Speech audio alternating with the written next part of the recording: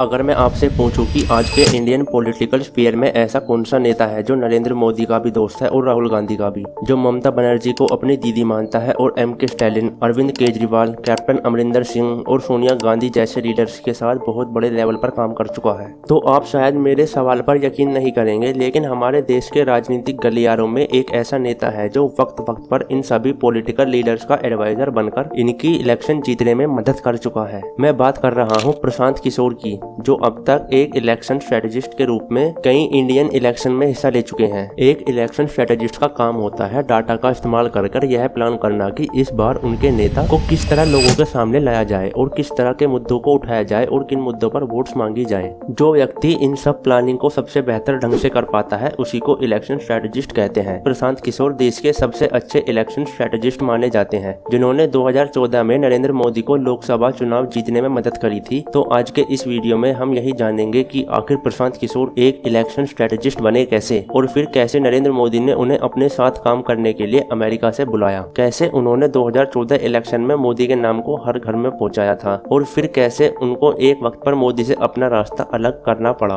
और कैसे आज प्रशांत किशोर बिहार के ग्राउंड पर जाकर बिहार की फ्यूचर प्लानिंग डेस्टिनी को बदलने की तरफ मेहनत से काम कर रहे हैं। आइए let's unveil the story of the mastermind of Indian politics, Prashant Kishor. ये कहानी शुरू होती है बिहार के बक्सर जिले से, जहां बड़े होते हुए प्रशांत किशोर पढ़ाई में कम और दूसरी चीजों में ज्यादा ध्यान देते थे। प्रशांत के पिता डॉक्टर थे और वो शुरू से ही प्रशांत पर पढ़ाई के लिए खासा जोर देते थे। तेज दिमाग था, इसलिए कम पढ़ाई में भी अच्छे मार्क्स ले आते थे। मैथ्स इनकी बचपन से ही बड़ी मजबूत थी और यही सब्जेक्ट इन्हें सबसे ज्यादा पसंद भी था। नंबर्स का जोड़ घटाव करना इन्होंने अपनी जिंदगी के अर्ली ईयर्स में ही सीख लिया था और यही आगे चलकर इनके काम में भी आने वाला था।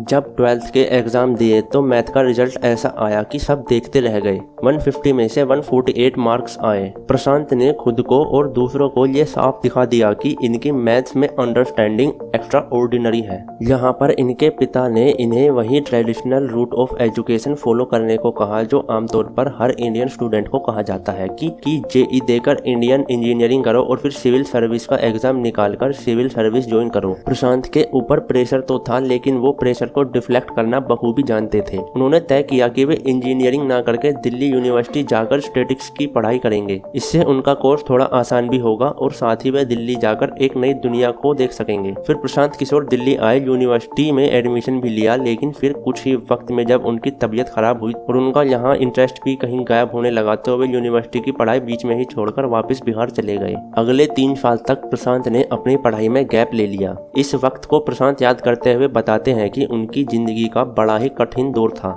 जहां उनका अक्सर अपने पिता के साथ मतभेद होता रहता था और वजह थी उनकी ग्रेजुएशन, जिसे प्रशांत बीच में ही छोड़कर आ गए थे। अपने पिता के कई बार कहने पर 3 साल के गैप के बाद प्रशांत फिर से ग्रेजुएशन करने का फैसला करते हैं और इस बार लखनऊ जाते हैं। लखनऊ से अपने ग्रेजुएशन पूरी करने के बाद उन्होंने एक बार फिर से 2 साल का गैप ले लिया और इन 2 साल के बाद वो हैदराबाद गए, जहां से उन्होंने अपनी पोस्ट ग्रेजुएशन करी। ये तो थी उनकी स्टूडेंट लाइफ, लेकिन अब उनका प्रोफेशनल जीवन शुरू होने वाला था, जो कि इस कहानी को अब और भी इंटरेस्टिंग बनाएगा।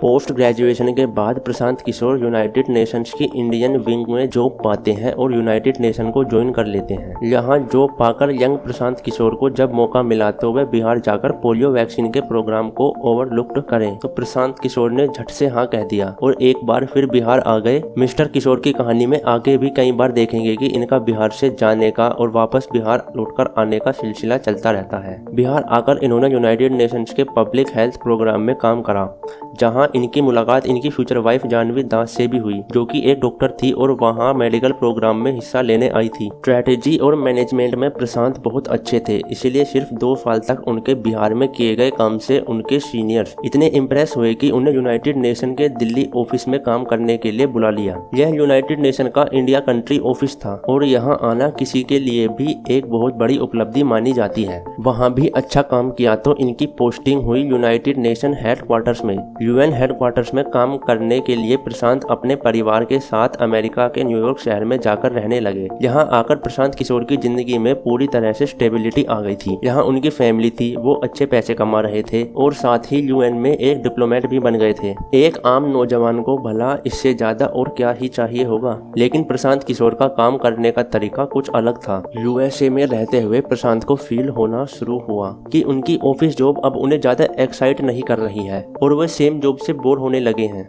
इसीलिए उन्होंने अपने सीनियर्स को कहा कि वो एक फील्ड जॉब करना चाहते हैं जहां पर वो ग्राउंड पर जाकर स्ट्रेटेजी और एग्जीक्यूशन पर काम कर सकें। इसी के चलते फिर उनकी डेस्क तक एक ऑफर पहुंचा। अब उन्हें अफ्रीका की एक वेस्टर्न कंट्री में जाना था और वहां ग्राउंड पर काम करना था। प्रशांत किशोर ने इस अपॉर्चुनिटी को भी हाँ बोल दिया और अफ्रीका पहुंच गए। कुछ वक्त यहाँ पर काम करा और जब यह काम भी पूरा हो गया तब अपने भारत देश की गुजरात स्टेट पर मेल न्यूट्रिशन से जुड़ा एक रिसर्च पेपर लिखा। इस रिसर्च पेपर में इंडिया की सबसे डेवलप्ड स्टेट का क्रिटिसिज्म लिखा हुआ था कि किस तरह देश की सबसे डेवलप्ड स्टेट्स में भी मेल न्यूट्रिशन कंट्रोल नहीं हो पा रहा है। जब प्रशांत का ये पेपर पब्लिश हुआ तो स्वाभाविक सी बात है कि गुजरात के कुछ लोगों ने यह पेपर पढ़ा और यहीं पर प्रशांत की लाइफ स्टोरी का सबसे बड़ा ट्विस्ट आने वाला था। इनका लिखा हुआ पेपर उस वक्त के गुजरात के चीफ मिनिस्टर नरेंद्र मोदी पढ़ते हैं और जिस तरह से ये पेपर लिखा हुआ था उससे प्रभावित होकर इस रिसर्च पेपर के राइटर की खोज करते हैं। यहीं से नरेंद्र मोदी और प्रशांत किशोर के बीच बातचीत की शुरुआत होती है। मोदी प्रशांत किशोर से कहते हैं कि भाई अगर आप वाकई में बदलाव लाने की सोच रखते हैं तो शिकायत क्यों करते हो। मैं आपको गुजरात में आकर काम करने के लिए इनवाइट करता हूँ। आप आइए और गुजरात में आकर ग्राउंड पर काम कीजिए।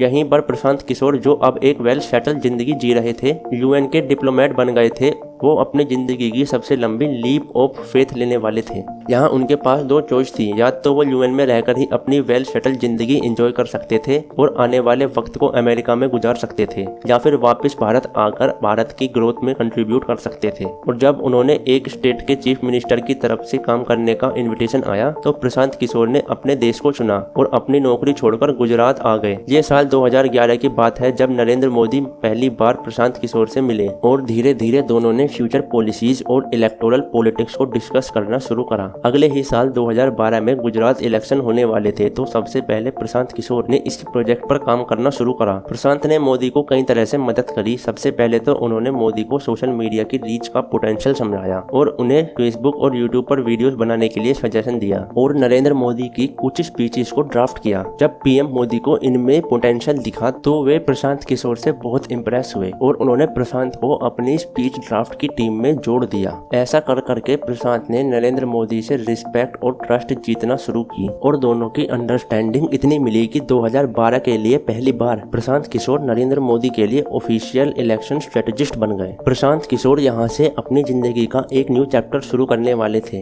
इलेक्शन स्ट्रेटेजिस्ट, ये टैग प्रशांत किशोर के नाम से हमेशा के लिए जुड़ने वाला था। ये रोल पॉलिटिकल पार्टीज में इसके पहले नॉन एग्जिस्टेंट था और अब जो इलेक्शन में होने वाला था ऐसा इंडियन पॉलिटिक्स में पहले कभी नहीं देखा गया था। प्रशांत किशोर का पॉलिटिकल जगत में आगाज इतनी तेज होने वाला था कि आज एक दशक बाद इन्हें भारतीय पॉलिटिक्स का चाणक्य भी कहा जाता है। ये गुजरात इलेक्शन ऐसे पहले इलेक्शन थे जिनमें प्रशांत किशोर ने इलेक्शन स्ट्रेटेजिस्ट की भूमिका निभाई और नरेंद्र मोदी को एक बार फिर गुजरात का चीफ मिनिस्टर बनाने में मदद करी थी। प्रशांत के इनोवेटिव आइडियाज और प्लान से इम्प्रेस होकर मोदी ने 2014 लोकसभा इलेक्शन के लिए इन्हें अपनी टीम में जोड़ दिया। अब मिशन था नरेंद्र मोदी को देश का प्रधानमंत्री बनवाना और इसके लिए जरूरत थी अब तक जहां वह गुजरात के लीडर के तौर पर जाने जाते थे, अब उनका लोगों के सामने ऐसा प्रोजेक्शन होना था कि देश भर से लोग उन्हें एक नेशनल लीडर के तौर पर देखने लगे।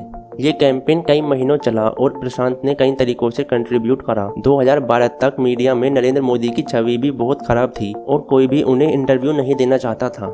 इस प्रॉब्लम को टैकल करने के लिए भी प्रशांत किशोर ने उनकी मदद की और ऐसी स्ट्रेटेजी बनाई कि देश भर से नरेंद्र मोदी को एक्सेप्टेंस मिलनी शुरू हो गई। सबसे पहले तो उन्होंने सोशल मीडिया के इस्तेमाल को और बढ़ चढ़कर यूज करने की सलाह दी। इसके बाद ही नरेंद्र मोदी के यूट्यूब और फेसबुक पर वीकली अपलोड शुरू हुए जिसमें नरेंद्र मोदी की स्पीच जनता तक सीधे पहुंच रही थी। इसके साथ ही 2013 में प्रशांत किशोर ने अपने दूसरे को फाउंडर्स के साथ मिलकर सिटीजन्स ऑफ अकाउंटेबल गवर्नेंस की शुरुआत करी जिसमें कि एक आम आदमी भी आगे चलकर पॉलिटिक्स में हिस्सा ले सकता था और इससे पॉलिटिकल पार्टिसिपेशन बढ़ने लगी। इसी के साथ कई इनोवेटिव कैंपेन्स भी किए ताकि नरेंद्र मोदी को देश भर में प्रमोट करा जा सके, जैसे कि चाय पे चर्चा, 3D होलोग्राम रैली और रन फॉर यूनिटी। 2014 में लोकसभा चुनाव होते हैं और बीजेपी को को बड़ी जीत मिलती है। नरेंद्र मोदी देश के प्राइम मिनिस्टर बनते हैं। इसी के साथ प्रशांत किशोर अपने मिशन में सक्सेसफुल साबित हुए और उनका ये सबसे बड़ा प्रोजेक्ट अब फिनिश हुआ। इलेक्शन रिजल्ट्स के कुछ ही महीनों बाद प्रशांत किशोर नरेंद्र मोदी के कैंप से थोड़ी दूरी बना लेते हैं और अपने अलग प्रोजेक्ट की तरफ बढ़ चलते हैं। यहाँ उनकी सेपरेशन की वजह उन्होंने ये बताई कि इलेक्शन के पहले प्रशांत किशोर ने भारतीय ब्यूरोक्रेसी में इलेक्टरल एंट्री लाने की बात करी थी और मोदी जी ने इस बात से एग्री भी किया था, लेकिन पीएम बनने के तुरंत बाद क्योंकि कई सारे प्रोजेक्ट पर काम हो रहा था तो लेटरल एंट्री के मुद्दे पर मोदी थोड़े हेजिंग दिखे और इसी बात को संकेत समझ प्रशांत किशोर ने तय करा कि अब उन्हें अपने अगले प्रोजेक्ट की तरफ रुख कर लेना चाहिए। 2014 में नवंबर के महीने में फिर प्रशांत किशोर नीतीश कुमार से मिलते हैं और यहाँ पहली मुलाकात से ही दोनों की अंडरस्टैंडिंग सही बैठ जाती है, जहाँ से फिर नीतीश कुमार प्रशांत को अपने कैंप आने के लिए इनवाइट करते हैं और फिर यहीं से प्रशांत किशोर एक बार फिर अपना रुख बिहार की तरफ करते हैं और 2015 के इलेक्शन में नीतीश कुमार के लिए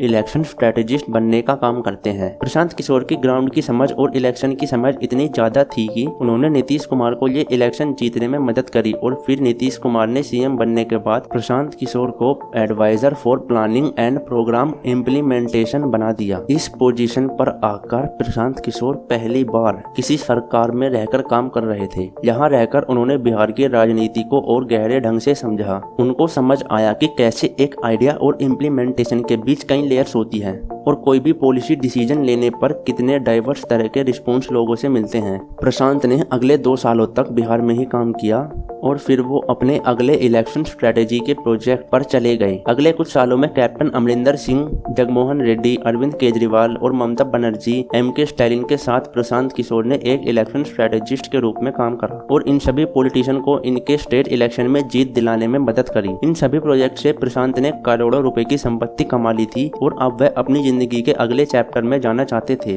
2021 के तमिलनाडु इलेक्शन के बाद प्रशांत किशोर ने ये अनाउंस करा कि अब वो एक इलेक्शन स्ट्रेटेजिस्ट का काम क्विट कर रहे हैं। 2011 से 2021 तक प्रशांत किशोर इंडिया में रहे और अलग अलग स्टेट में पॉलिटिक्स की हाईएस्ट लेवल पर ऑपरेशन देखे। जगह जगह जाकर लोगों की समस्याएं सुनी और उन्हें समझने की कोशिश करी। जब वो पॉलिटिशियन की इलेक्शन जीतने में मदद करते तो वे पाते कि जितना काम इलेक्शन के वक्त होता है वही नेता जिसे उन्होंने जिताने में मदद करी है वो बाद में कंप्लेसेंट हो जाता है और ग्राउंड पर ज्यादा कोई बदलाव नहीं आता और इलेक्शन में अक्सर नेता तो जीत जाता है लेकिन इस सब के बीच हार जाती है जनता, जहां साल दर साल उन्हें सिर्फ झूठे वादे मिलते हैं। और ये समस्या प्रशांत की होम स्टेट बिहार में तो और ज्यादा गंभीर है। आज देश का सबसे पिछड़ा राज्य माना जाता है बिहार। बिहार आज डेवलपमेंट के मैट्रिक्स पर सबसे पिछड़ा राज्य है और पिछले कितने ही दशकों में यहाँ के नेताओं ने यहाँ की पब्लिक को लूटकर अपनी जेबें भरी हैं और इंफ्रास्ट्रक्चर के मायनों में यहाँ कोई बदलाव नहीं हुआ। जब प्रशांत किशोर को यह प्रॉब्लम बिल्कुल करीब से दिखी तो उन्होंने तय करा कि वे अब खुद ही इसका जिम्मा उठाएंगे और अपनी आगे की जिंदगी बिहार को आगे बढ़ाने के लिए डेडिकेट कर देंगे। यहीं से प्रशांत ने जन स्वराज की शुरुआत करी जो बिहार की एक पॉलिटिकल पार्टी बनेगी। अभी प्रशांत किशोर बिहार की पदयात्रा पर हैं, जहां वो गांव-गांव जाकर अपना मैसेज लोगों तक पहुंचा रहे हैं और उन्हें उनकी वोट की इम्पोर्टेंस को लेकर जागरूक कर रहे हैं। आज बिहार का नौजवान रोजगार ढूंढने के लिए दूसरे स्टेट्स में जाकर काम करता है, जिससे बिहार के गाँवों में नौजवानों की संख्या काफी कम हो गई है और उनका परिवार पीछे छूट गया है। इसी बिहार के टैलेंट को बिहार में वापस लाने की तरफ बिहार की ग्रोथ स्टोरी से जोड़ने का प्रयास में प्रशांत किशोर लगे हुए हैं। मुझे पूरी उम्मीद है कि अगर प्रशांत किशोर के पास बिहार में पॉलिटिकल पावर आएगी तो वे जरूर बिहार के ऊपर से पिछड़े हुए राज्य का टैग हटा देंगे। आपका प्रशांत किशोर के ऊपर क्या ओपिनियन है मुझे कमेंट्स में जरूर बताइएगा। मिलते हैं अगली वीडियो में, तब तक के लिए जय हिंद।